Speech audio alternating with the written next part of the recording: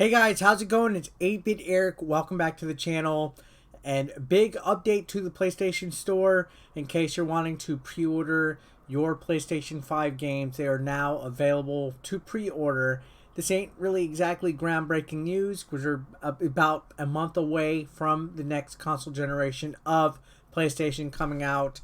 But it was interesting enough for me to want to talk about. So we're going to go ahead, pull this article up from Comic Book Gaming. Now, before we get started, if this is your first time coming to the channel and you're not subscribed yet, why don't you go ahead and click the red subscription button down below, enable your bell notifications so you do not miss when I upload. Thanks a lot, guys, for all the support. So here we go. PlayStation 5 games can now be pre-ordered on the PlayStation Store.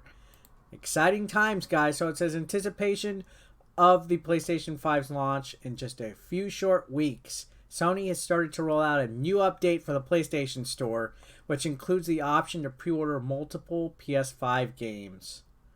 So, I still need to get some of my PS5 games acquired. I have the pre-order for the PlayStation 5 unit itself, but I need to acquire some of the games. I think I'm going to get Sackboy. I think I'm going to get Godfall, Demon's Souls, Miles Morales.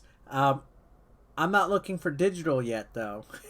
So, I don't know. Depending on what indie games or third-party games might be available in the shop when launch happens as to what I will get there. But this says the update is not available in all territories just yet, but it does feature a bright white redesign to match the new console. Ooh, I like white.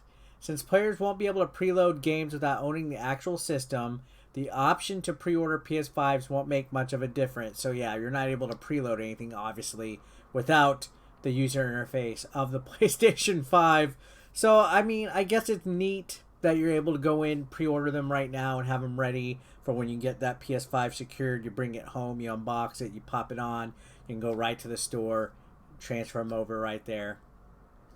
And then it says, however, it does show how the company is gearing up for the launch of the new system, and it should get PlayStation fans even more hyped than they already might be. And I am hyped. Speaking of hyped, I have dreams about these consoles being out already. I have dreams sinking the teeth into them, popping them up, looking like that. And with every article I read, no matter how big or small it is, I'm excited about it.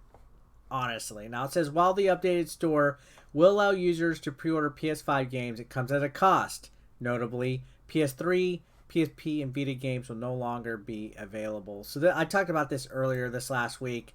In order to get PS3, PSP, and Vita games, you have to actually use those consoles to grab those games. And I know some gamers weren't too keen to this update. They were pretty upset, actually, which is understandable. Being able to get all your games in one place is ideal. It's convenient, and unfortunately, that's not longer the case. It says the store's presentation has also seen a number of changes beyond the white coloration.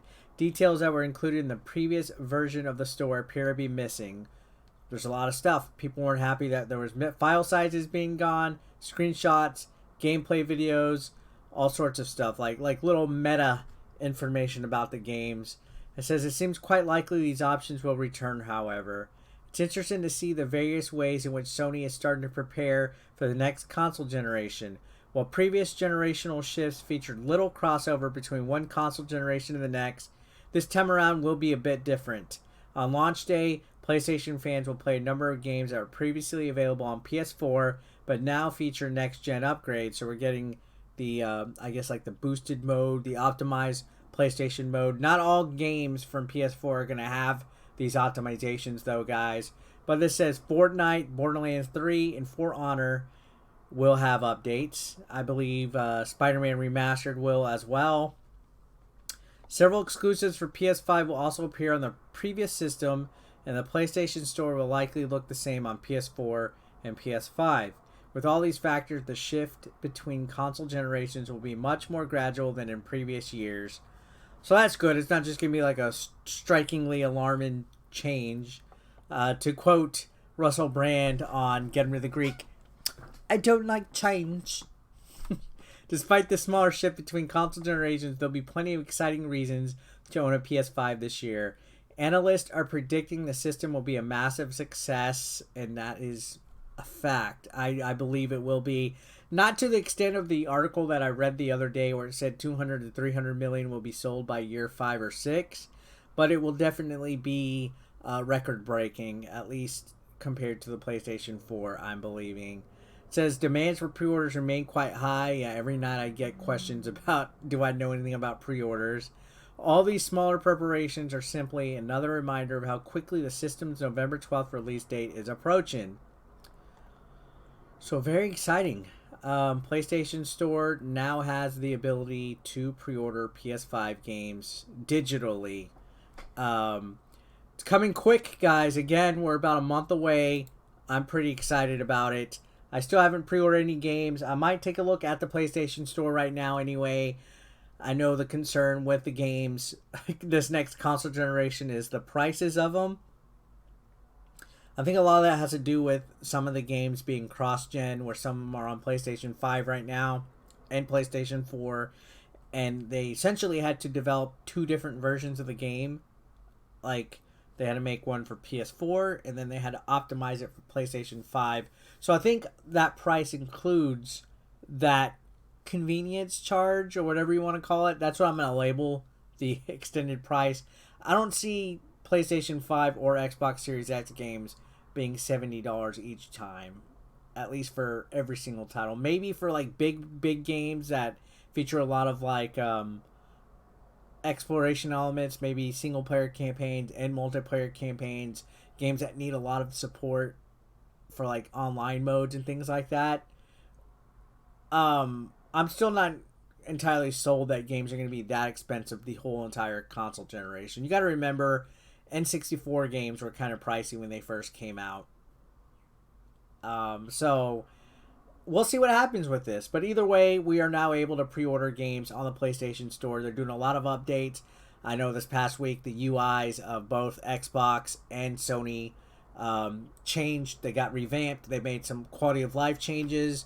They made some updates to voice chat and stuff like that. People were concerned with the voice chat stuff. But all this is exciting regardless. I know some people are like, who cares about store updates and UIs and this and that. It's pretty exciting when you look at it. When you take like the bare basic thing down and take a look at it. Things are changing because we're closer than ever. We're less than a month. Today's October 21st. When I'm recording this, we're less than a month away from the next console generation. This is an exciting time to be a gamer. Just seeing the games, seeing the giveaways at Taco Bell, and KFC, and Burger King. It's exciting, especially to me. So, what do you guys think? I'd love to hear your thoughts on this. Are you going to start pre-ordering your stuff from the PlayStation Store? Have you already secured some pre-orders for games? Let me know what you're going to be getting on launch date down below in the description or in the comments below the description. And feel free to subscribe if you haven't already, guys. I will see y'all on the next episode. Thanks a lot.